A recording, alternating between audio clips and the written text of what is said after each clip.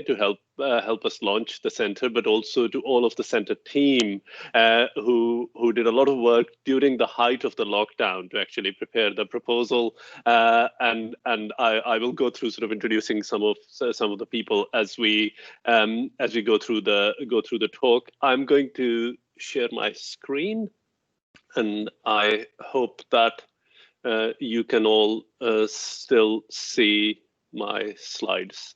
Okay, so welcome all on behalf of myself and Professor Madeline Carr from UCL to an overview of what we will be doing in the REPHRAIN Center.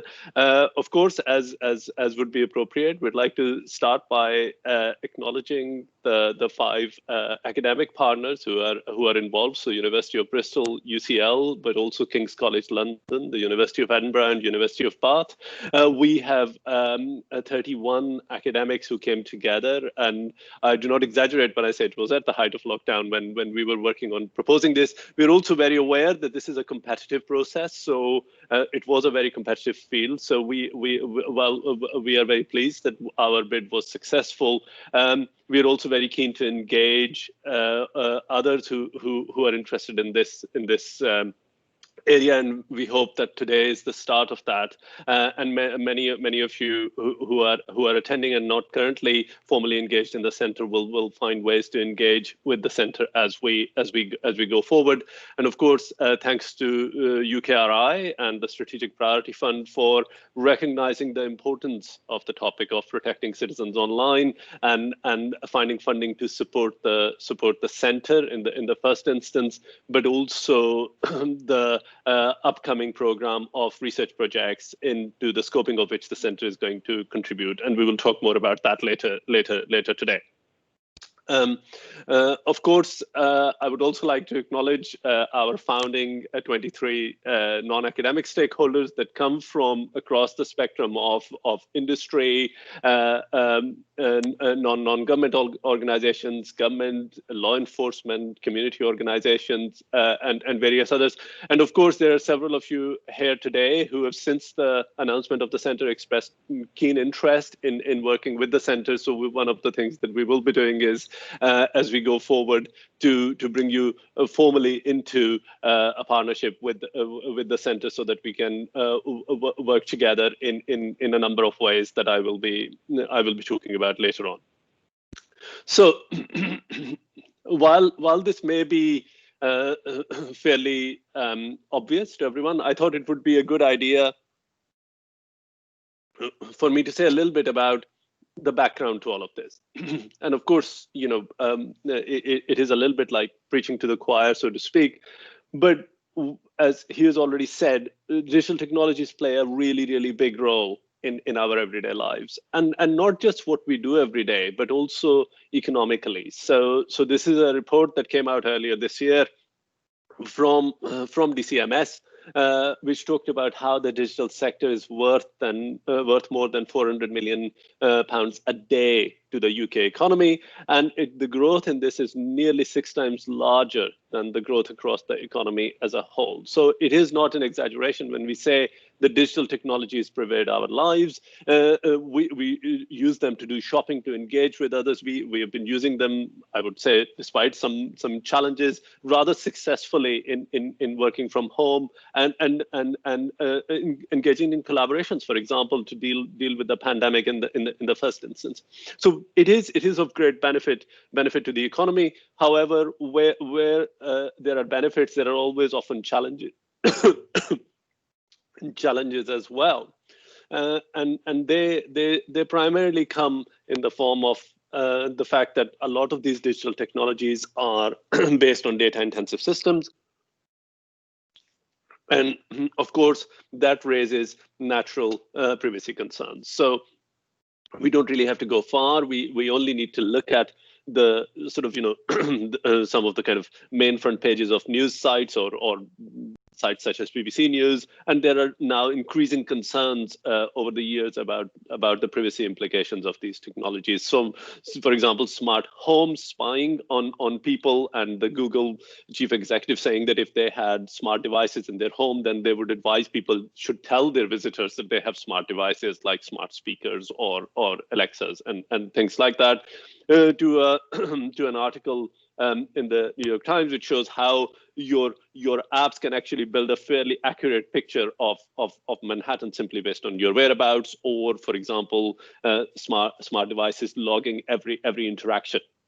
And then there are other concerns as well as to how various online platforms track our activities online. So, Facebook's own blog talks about, what data does it collect and why it collects, including when you visit a page, and even if you are not a member of Facebook, but the page does have a Facebook like button or something like that, then it would attempt to collect data about your visit.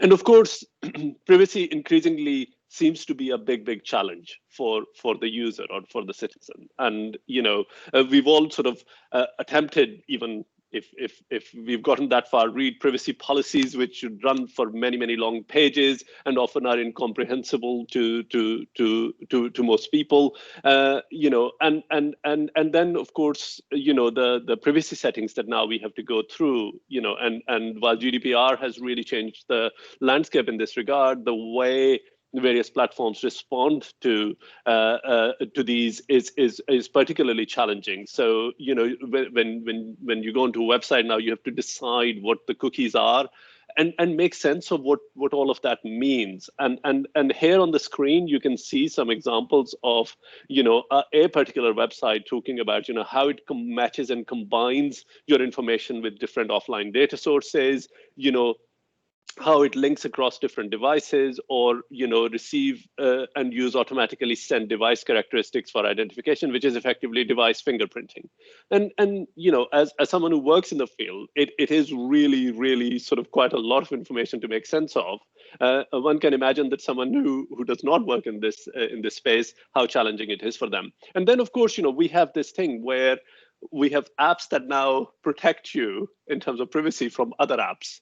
And while there is a space for support for users, it also immediately, to me as a researcher, it makes me think something somewhere is fundamentally wrong. That if we have to then find apps to protect our privacy from other apps, but then who is actually guarding the guardian in the first instance?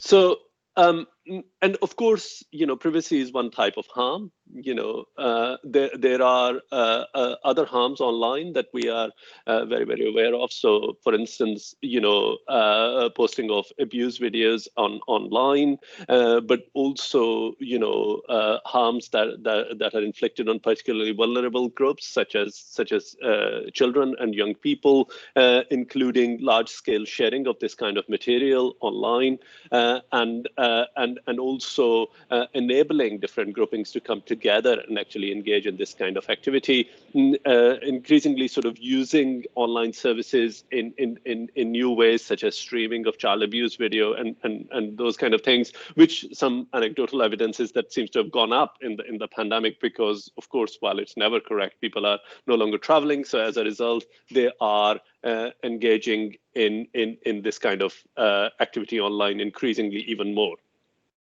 And of course, then there is the adversarial influence part, which has really come to the fore through discussions of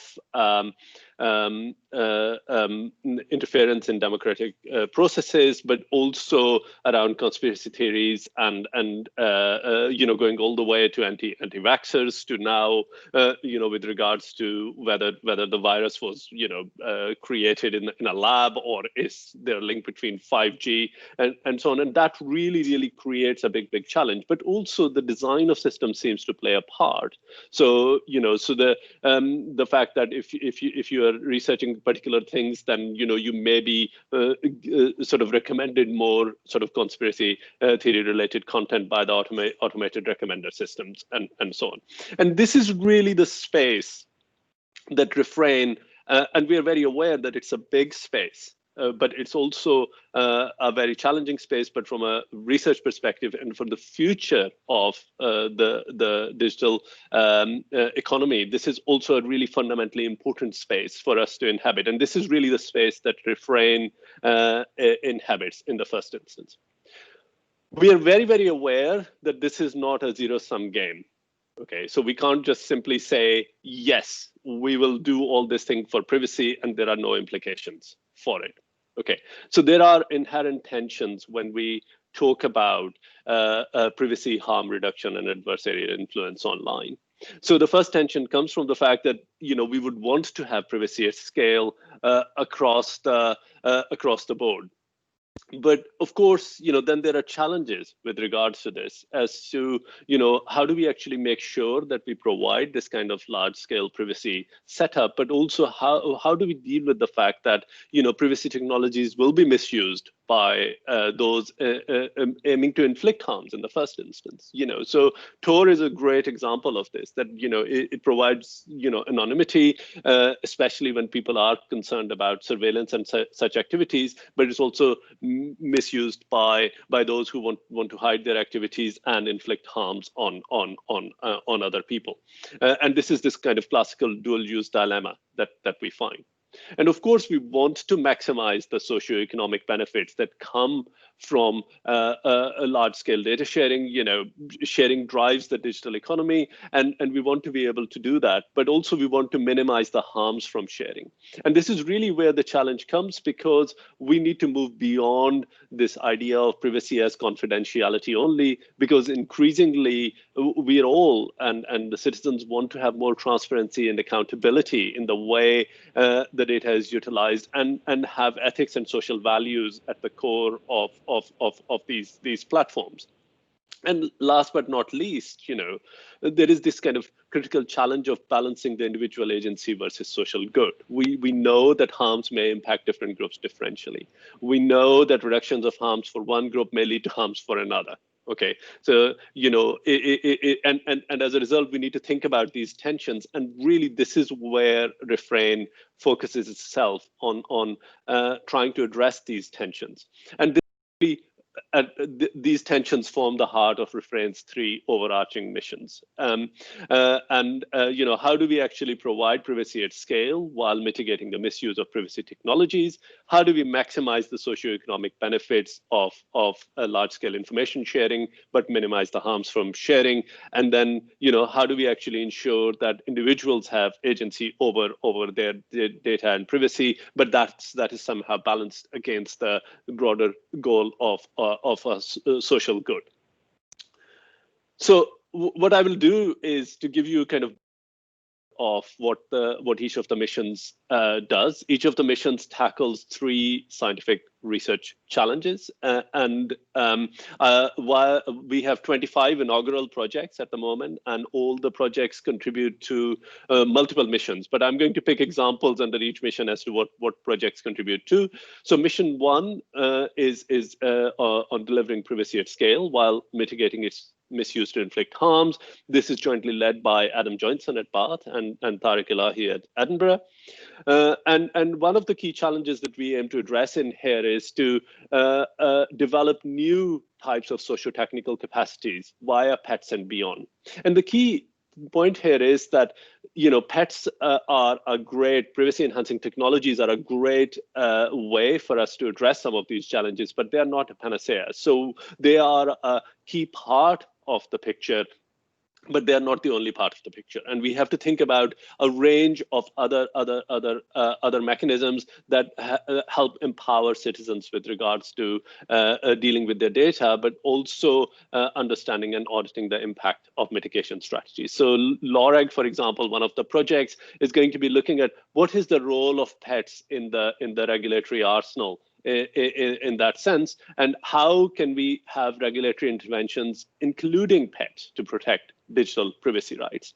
The projects Interact and Mitigate really look at understanding how the intersections of technologies and people lead to for example, psychological harms, okay, and are going to be developing and testing empirically the mitigation strategies and quantify in order to quantify and reduce the harms that arise from the intersections of technologies and people.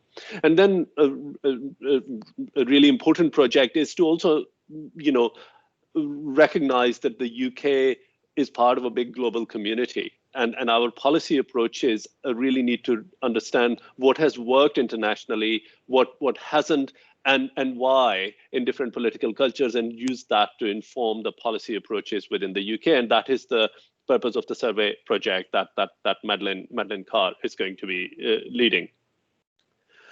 We've also two other challenges that we are addressing in this mission. One is on addressing the fragmentation of harm reduction approaches. So a lot of the challenges come because we always build everything from scratch. And we don't really have common building blocks to actually build and deploy things at scale quickly. And again, while I don't want to keep using the pandemic as an example, it's a really interesting example that we didn't really have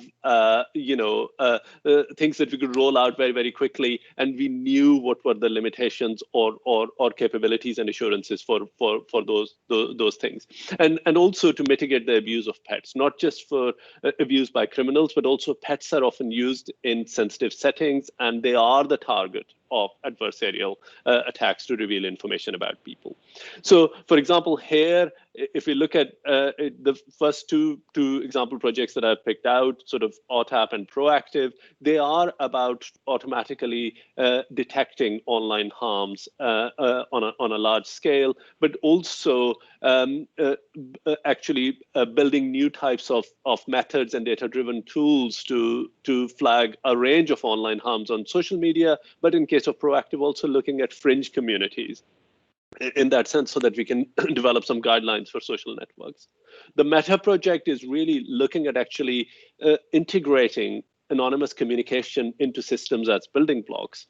And then the Accept project will look at understanding as to what are acceptable and unacceptable uses of pets in different settings by legitimate organizations, but also what are the kind of boundaries and nuances that come when we think about specific harms, when we talk about filter bubbles or smart toys, how do we actually use pets in these kind of settings? Mission 2, which is about minimizing harms while maximizing benefits from a sharing-driven economy, is jointly led by Stephen Murdoch at UCL and Jose Suk at King's. And here, one of the key pieces of work that we will be undertaking is to develop new tools and solutions to make data ecosystems more transparent and self-explainable. So, for example, the Explain project is going to actually co-create with users to understand, what explanations would be useful about managing of data and improving public understanding of how AI systems actually manage data of users. The Praise project complements this quite nicely to try and actually understand what information flows are acceptable to users, okay, so that they can be actually used to inform the design of online ecosystems. And Clarity, very much a thing that is in the broader conscious at the moment, around looking at why users engage with and spread disinformation and medical myths, such as, for example, around COVID or vaccination. And the goal here is to develop an automated intelligent agent that actually reduces the burden on human moderation of online services, communities, and platforms. And this is quite key because you may have noticed that sort of news story on my slides earlier, which talked about how social media giants are struggling with dealing with this problem in the first instance. A second key challenge that we aim to address here is to embed privacy through pets into infrastructures. So instead of always thinking post hoc as to how should we provide privacy for particular applications, if this is actually built into our infrastructure so that as we develop applications and platforms, it could just be leveraged as a building block, then that is quite useful. And example projects here are things like the analysis project, which is going to actually build new approaches to multi-party computation so that you don't have to share the kind of analytics model as a model owner, and those who own their data don't really actually have to share the data, so that analytics can be undertaken. The context project, for example, is going to build a new agent-based privacy-enhancing technology so that it can automatically negotiate particular things on behalf of the users in terms of preserving privacy. And then the preserve project is really a key example of the kind of thing that we envisage, which is that we want to provide common design mechanisms for developers to build or leverage, privacy-preserving messages, in scenarios such as, smart homes and cities. So you can actually really deploy, these things into the infrastructure for developers to leverage. And then, of course, pets are often bespoke for particular applications. So we need to think about proactively what new pets we may develop, but also reset the expectations of existing ones. Because often what we do is we develop pets for one application and then we deploy them in another, and the assurances don't necessarily hold. Okay, so again, a few example projects here. The Fair Crowd project is really about evaluating the value of users' data, or of a user's data, and then providing guarantees for accuracy and robustness to adversarial attacks on an algorithm such as this, which estimates the value of a user's data. Query is very much about unlocking the massive potential that exists in sequential data. So for instance, location data about users, activity logs, those kind of things, so that we can actually elicit the information that we want to actually get from this data, but the attacker cannot actually reconstruct the data set from the queries. And finally, the payment system security project is really dealing with a problem that has come to the fore quite a few times over the years, which is about providing transparency when there is a transaction, when there needs to be a dispute resolution in financial transactions. So, for example, when there is a concern about criminal fraud in a transaction, then banks, of course, or financial institutions have a requirement for compliance. Okay, and they don't want to disclose trade secrets, but equally there has to be transparency to the user as to how this compliance is being checked, and without violating the privacy of the customer when trying to create baseline reference behavior. And then finally, mission 3, which is about balancing individual agency versus social good. It is led by Mark Cote and Emiliano De Cristofaro at King's and UCL, respectively. And here, we really are looking at to understand harms both at a micro, which is at an individual level, and a macro community and society level. And there are a number of exemplar projects here that are really tackling some key interesting challenges. So, for example, the PROM project looking at investigating the role of alternative online subcultures, for example, Chan communities in the promotion of violence. Okay, but also the Extend project actually trying to understand the nuances of public attitudes towards extremism and counter-extremism approaches online. One of the projects, harm, is really going to look at sort of taxonomy of online harms, but also new types of metrics to measure these harms. And this really brings together all our key researchers at the University of Bath, leveraging the input of a number of pieces of work that they will be doing. And while one shouldn't have favorites, I suppose I should say that the Embody project is one that excites me greatly, because it is really looking beyond what we see today and the here and now, and it's looking at exploring how the provision of increasingly lifelike avatars in a VR environment can be designed to support both self-expression and community, but also minimizing the harms that arise from revealing private information in this kind of setting. Of course, we want to support citizens in understanding and managing the value and also the threats and opportunities of their data. A couple of exemplar projects here. So the ComLaw project is looking at how we can deliver data transparency to consumers, but also raising regulators' awareness of the limits of transparency modalities. So going back again to this point that it's not a zero-sum game, and we won't be able to solve all the problems with regards to transparency by just having particular privacy enhancing technologies. And again, another really key project that I wanted to flag here was the Bureau project, which is the Citizens Data Advice Bureau. And again, subject to the kind of pandemic restrictions, this would also be a physical space. But the key here is that we really want to bring users and citizens together with the designers of the systems, software developers, platform owners, to both foster data literacy among the community audiences, but also co-create what do the kind of future systems in this space look like from users' perspective. And we have a number of really interesting ideas being explored in this project, things like data physicalization and how then users actually work with that data and how that improves their data literacy, but also how that provides interesting design insights to people building these kind of systems.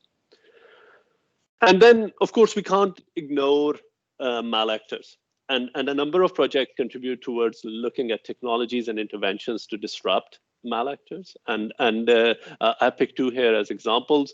So one is at more the kind of policy end, and one is more at the technical end, and hence these two as exemplars. So the Manipur project is really looking at delivering conceptual tools for policymakers to understand, the legal challenges pertaining to manipulation of democratic processes and how online platforms are actually used to manipulate these kind of processes and what could be the policy responses be. And news actually looks at developing an evidence of privacy breaching data mining by investigating if a user engaging with news articles can be used to automatically predict their personality and hence making it feasible to micro-target them with particular content or information. And this is really the idea here, is to strengthen the evidence about online harms possible through this kind of manipulative targeting. And we were also very, very pleased that just at the time as REPHRAIN was announced, our researchers, myself and Claudia Pearceman here at Bristol, are part of a large investment by the End Violence Against Children program, which is United Nations program about protecting children online. And here we will be working with colleagues at a number of law enforcement organizations, but also at Lancaster University to develop new AI-based tools to provide law enforcement with techniques to apprehend those who share and consume child abuse material on peer-to-peer file sharing networks, with a particular focus on the Southeast Asian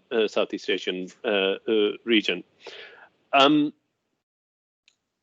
So those are the kind of various missions and projects. But of course, the center is bigger than the sum of the individual projects, and we are going to be actually doing quite a lot of work at the core center level around engaging with a range of stakeholders, but also bringing their insights to the projects, but also pulling together the outcomes from the various projects into a cohesive set of outputs that can then be used by a wide range of stakeholders. So there are 4 engagement and impact strands that are resourced centrally within the center. One on design and engagement, so really bringing together users and communities to co-design new types of privacy and harm prevention systems. Dana Stanton Fraser at Bath leads leads this, and Marvin Ramakapane, who is one of our core researchers involved in the center and has been at the heart of designing quite a lot of today's afternoon's scoping discussions, which we will come to. Adoption and adoptability, to really understand what are the requirements that come from different stakeholders and what can we do to make systems more adoptable, not just within industry, but also by citizens and communities. And Bettina Nissen at Edinburgh is leading this.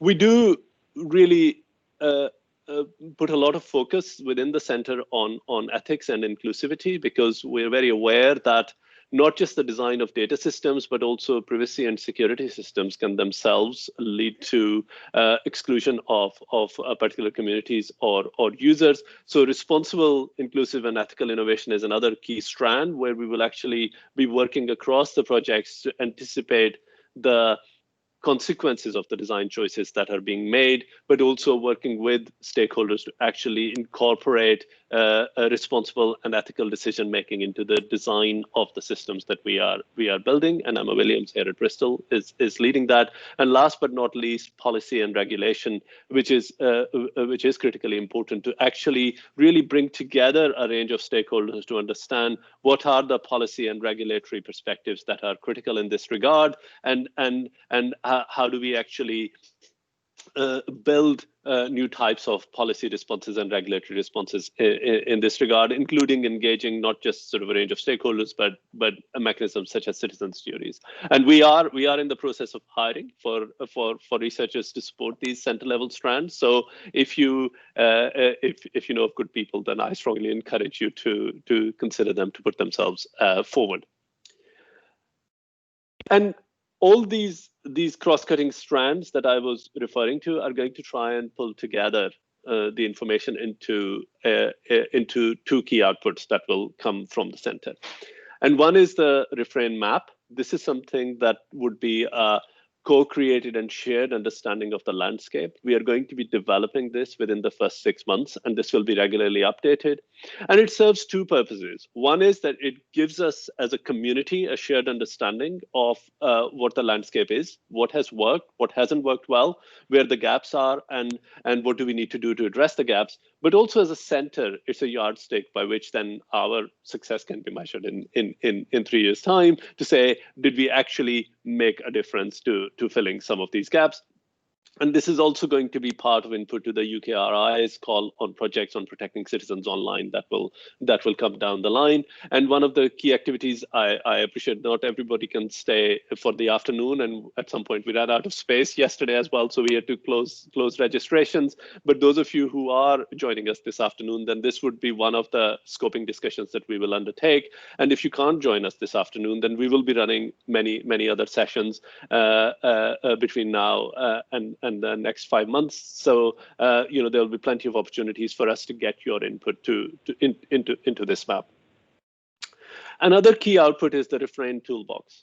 And the various projects, their outcomes actually contribute to building this collective set of resources. Those of you who know me and my work know full well that I have a soft spot for testbeds, real world experimentation. So what we are going to be doing is in the center building a very first PETS testbed, which will leverage the facilities that exist at the various partner institutions to provide a platform where new pets can be deployed and evaluated in a realistic infrastructure, as well as evaluated with users who can engage with some of the facilities we have through mobile settings. So it's not just an evaluation of pets at a technical level, but also how users engage with them. We are going to be, of course, generating data sets as part of our research, and they will be pulled together into a data hub. And again, this afternoon, we are going to be having a discussion about what is the shape of that data hub. We will identify what benchmarks may be suitable with regards to particular qualities of pets or particular harm reduction approaches, but also reference scenarios where people can actually submit their solutions and run them against predefined reference scenarios automatically to test whether they actually meet the requirements of those reference scenarios. And of course, a number of projects are going to be producing methods, tools, and prototypes, which we will be pulling together into this toolbox. What this enables is two things. Okay, so if we look at something like the test bed, the data sets, and the benchmarks, and the reference scenarios, then they open up the way for creating what we call REPHRAIN evaluated artifacts. And certainly those of you who are in academia may be familiar with this as artifact evaluation in a number of sort of conferences that now utilize this, where you not only submit your paper, but you also submit the code and the artifacts that you have built or the data sets, which are also evaluated as part of the rigorous process that peer review is. And those of you who work in industry, this is really where it's a way to test the effectiveness of particular solutions and mechanisms. And from a policy perspective, this might provide interesting insights into any kind of future certification programs that may come down the line. And the other is, of course, to channel all this really interesting research and ideas in the form of masterclasses, not just to other researchers, but also to practitioners and policymakers, so that we can actually take the outputs of the center and use them to inform a range of things that go on across our wide community in this regard.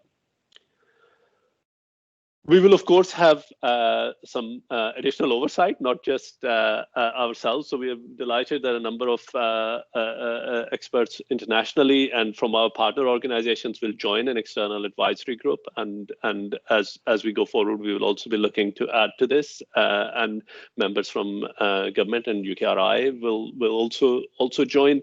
We are also going to have an independent ethics board. So while any core research or research in the various projects that we do will go through regular ethics approvals at the relevant institutions, there will be a center level ethics board. And I'm delighted that Professor Corinne May-Chahal from Lancaster University has agreed to chair it, and two members of REPHRAIN, but also two other independent members from our partner institutions will be joining, as well as a lay member to be confirmed.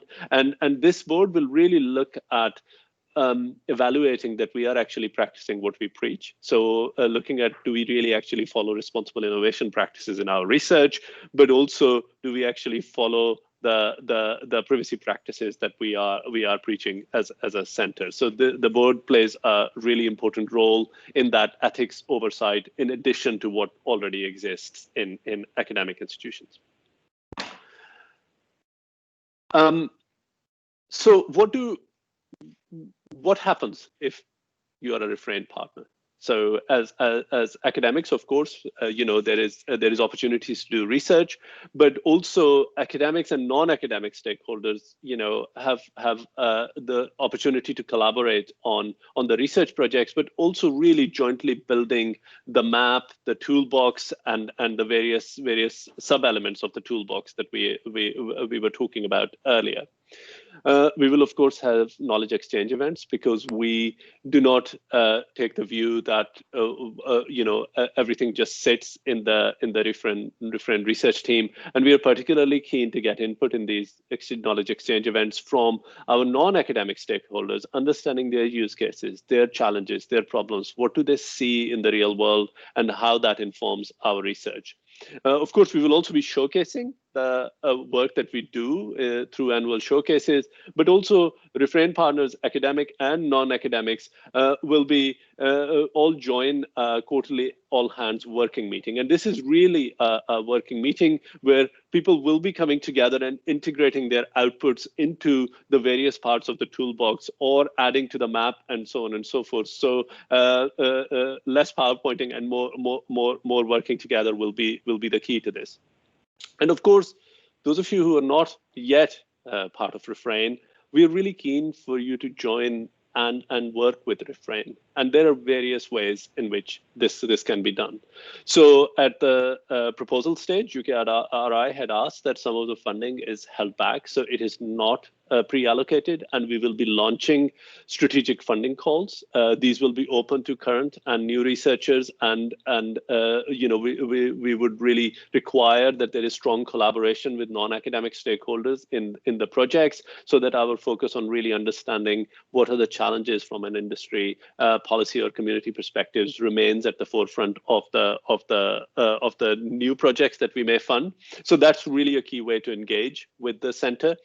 For existing projects who are coming to an end, we will have impact booster awards, specifically working with non-academic stakeholders to actually really take the ideas into practice or into the real world. If the above don't work, we have a model of researchers or practitioners in residence, where researchers and practitioners can come and spend a period of time working within the center. And again, I will say this a few times today, the idea here was really working in a physical space with members of the center. But until we deal with the sort of challenges of the pandemic, this would be in a online settings.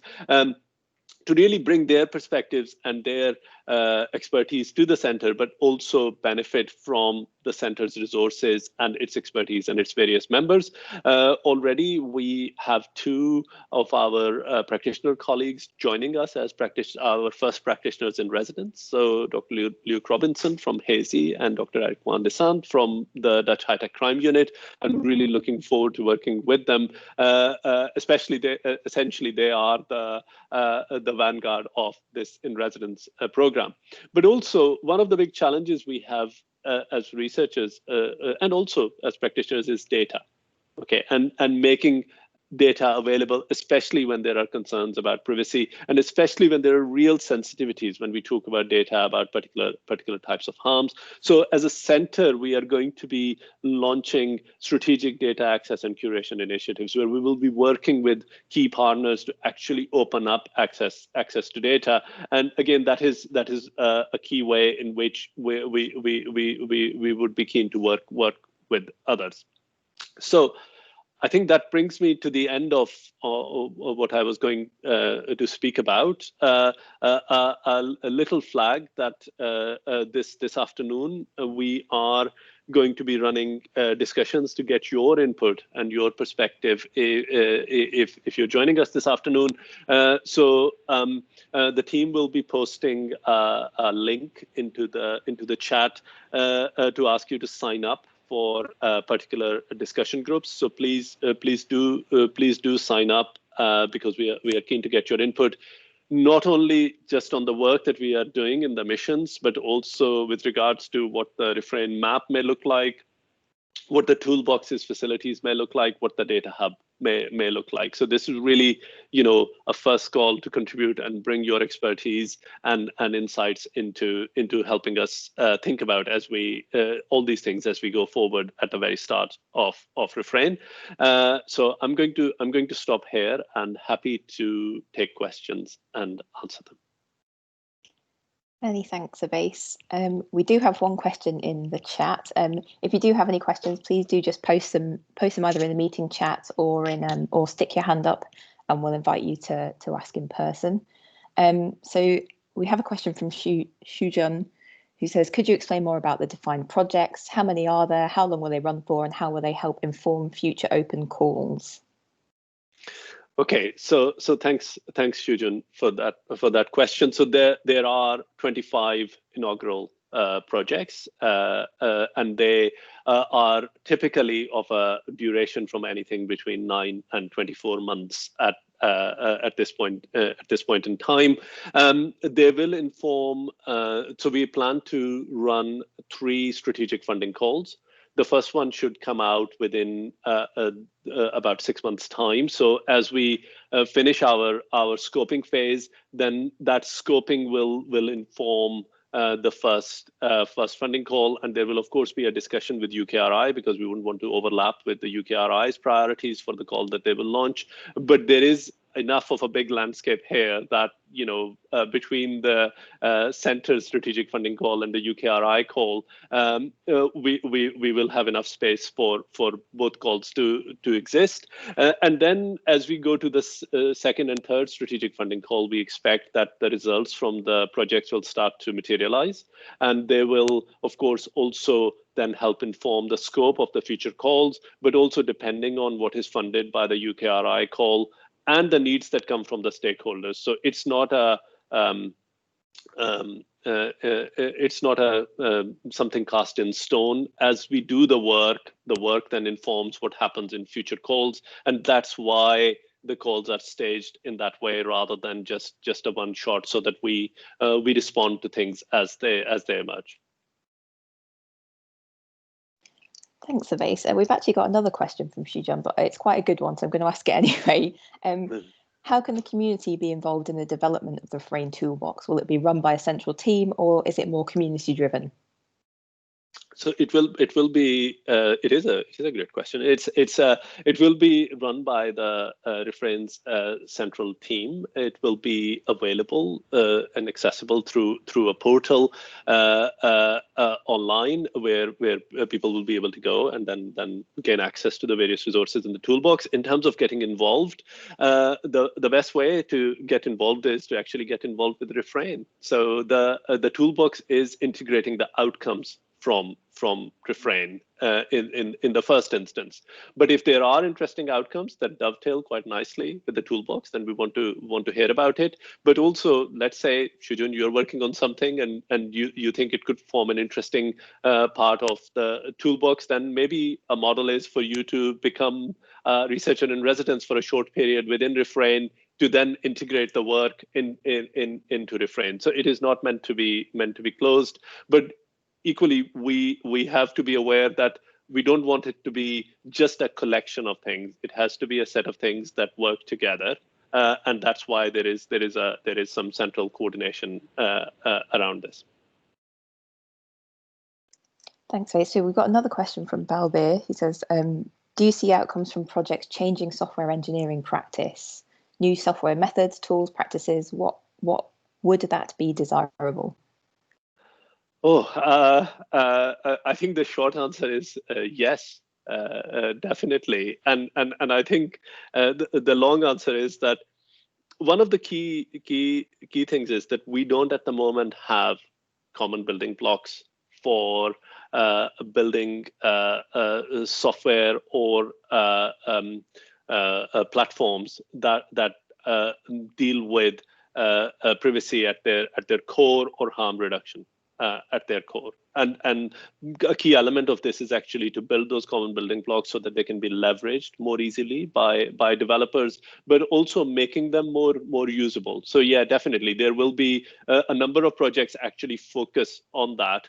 And we would hope that there will be interesting tools and techniques for software developers, but also those who are aiming to, for example, integrate various things into platforms. And of course, you can imagine that this is a subject quite close to my heart in terms of thinking about making security and privacy more usable to developers, but not just myself. There are a number of people currently engaged in the center who are really keen on that, and I would particularly flag the work that, for instance, Tariq wants to do in making some of the kind of core privacy and anonymity techniques more usable, but also the work that Bettina wants to do in bringing the developers and the users closer together to actually bridge that gap so that the developers don't develop these things in isolation without really considering what the users need.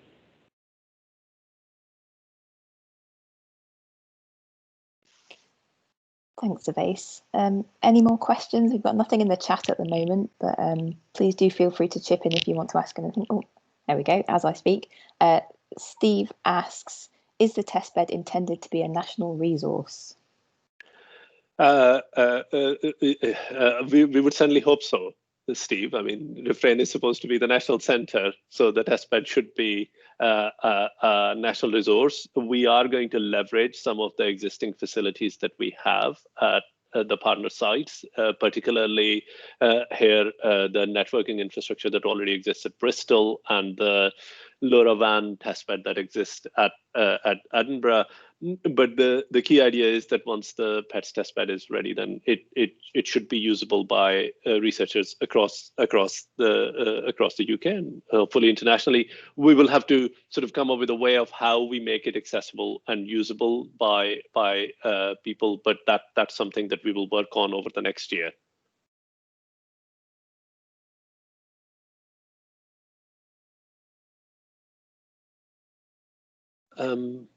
There is another question from... Yes, from Tim. Do you envisage the strategic funding calls involving an initial EOI stage to determine strategic fit, or will it require full costed proposals from bidders? So our current plan is that we would expect full costed proposals from bidders, simply because we would make it quite clear how we expect the fit to be determined. The overarching thing is that we would hope that proposals will contribute to the missions and their underlying research challenges, and we will ask how they will contribute, for example, towards the REPHRAIN toolbox.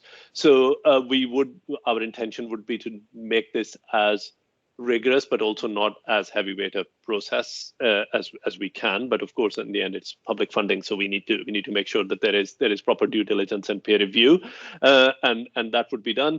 But of course, while we will expect full costed proposals from bidders, there is no reason why informal queries would not be answered with regards to potential fit, because we appreciate there is a lot of effort that goes into these things.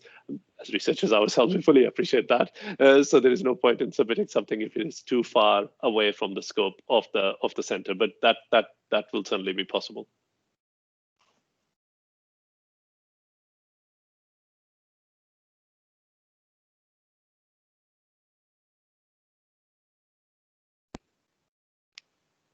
Well, if there's no other questions at the moment, I trust everyone else is holding theirs for the scoping sessions later today. That's my subtle plug there. So we will be posting